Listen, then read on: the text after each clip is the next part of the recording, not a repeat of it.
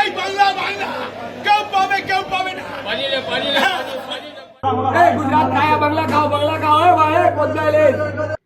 বাজারে এলো পদ্মার ইলিশ। পুজোর আগে সুখবর, বাজারে এসে গেল বহু প্রতীক্ষিত পদ্মার ইলিশ। গতকাল রাতে বাংলাদেশ সীমান্ত পেরিয়ে ইলিশ ভর্তি ট্রাক ঢুকে হাওড়া স্টেশন লাগোয়া পাইকারি মাছ বাজারে। এখন দেখুন, এখন তো এটা হচ্ছে আপনার 600 গ্রাম 700 গ্রাম, এটা সাইজ, আর ওটা হচ্ছে আপনার কিলো সাইজ। এটা এখন যাচ্ছে আপনার 600-1200 টাকা কিলো, মানে এখানে kilo size, kilo down, kilo up, ওই হিসাবে এখানে দাম হয়। এটা 600 গ্রাম 700 গ্রাম, এটা রেট আপনার আজকে আছে 1200 টাকা রেট আছে। আর কিলোটা আপনার রেট আছে আপনার ওই 1800-1750 এরকম। আজকে প্রথম দিন চাহিদা কীরকম রয়েছে? চাহিদা একটু কম আছে, কম আছে। রেটটা যতক্ষণ ফাইনাল না হবে ততক্ষণ পাইকার ধরবে না। অনেক টানাপোড়েনের পর অবশ্যই বাঙালি পুজোর সময় পাতে ইলিশ পেতে চলেছে। পেতে চলেছে, এখন ইলিশ তো আমদানি হয়েছে, কিন্তু যতক্ষণ পাইকার তো চাইছে যে বাংলা ইলিশ খাবে, বাংলা ইলিশ খাওয়ার জন্য ইয়ে হচ্ছে, কিন্তু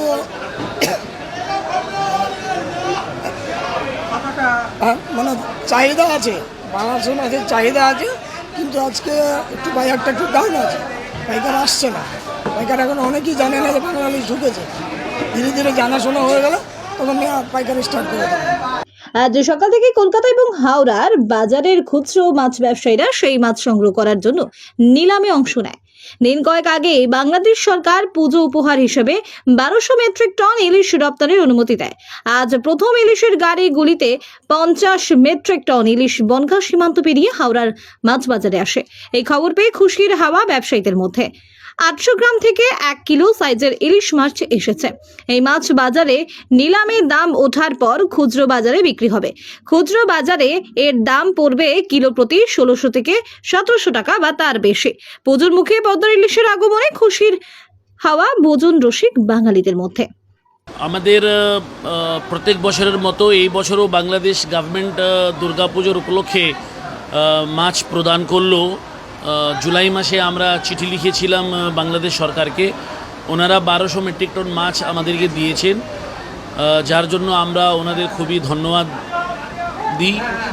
গতকালকে থেকে মাছ ঢুকতে আরম্ভ করেছে, প্রায় 50 মেট্রিক টন মাছ ঢুকেছে, যেটা আজকে বিভিন্ন বাজারে ইনক্লুডিং হাওড়া মাছ বাজারে বিক্রি হচ্ছে। বাংলাদেশে মাছের যোগান খুব কম, মাছের ল্যান্ডিং খুব খারাপ। এই মাছটা যে এসছে দুদিন আমরা মানে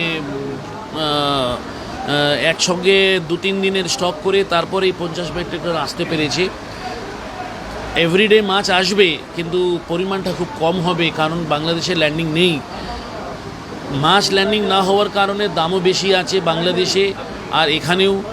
এইখানে আপনি ধরে নিন অকশানে আমাদের মাছ বিক্রি হয়, ফিক্স রেট তো হয় না। ধরুন কিলো সাইজের মাছ 1500, 1600, 1700 এরকম বিক্রি হচ্ছে। 1200 মেট্রিক টনের মধ্যে আমরা মনে হয় না যে 500 মেট্রিক টনও নিয়ে আসতে পারবো। এর মূল কারণ হচ্ছে দুটো। একটা হচ্ছে যে টাইম আমাদের খুব কম, শুধুমাত্র 15 থেকে 16 দিন আমাদের কাছে আছে। 5ই অক্টোবর হচ্ছে লাস্ট মেয়াদ, যে মানে আমরা মাছ নিয়ে আসতে পারবো। তো দেখা যাক কি হয়, যা আমরা নিয়ে আসতে পারবো। আর আশা করি যে প্রত্যেক দিন মাছ ঢুকবে, রেটটা কমে, আর বাংলাদেশে যাতে মাছ আমদানি হয়।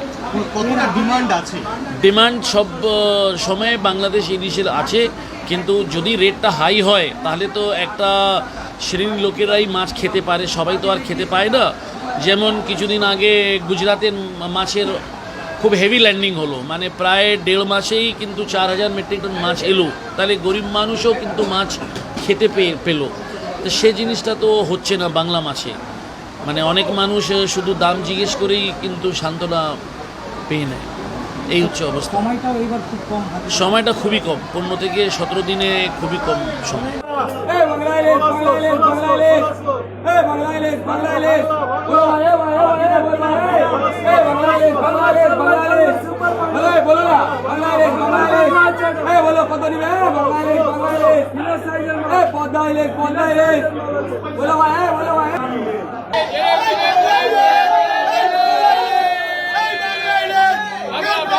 কেউ পাবে জাহাঙ্গীর বাদশা রিপোর্ট, জেবি লাইভ নিউজ।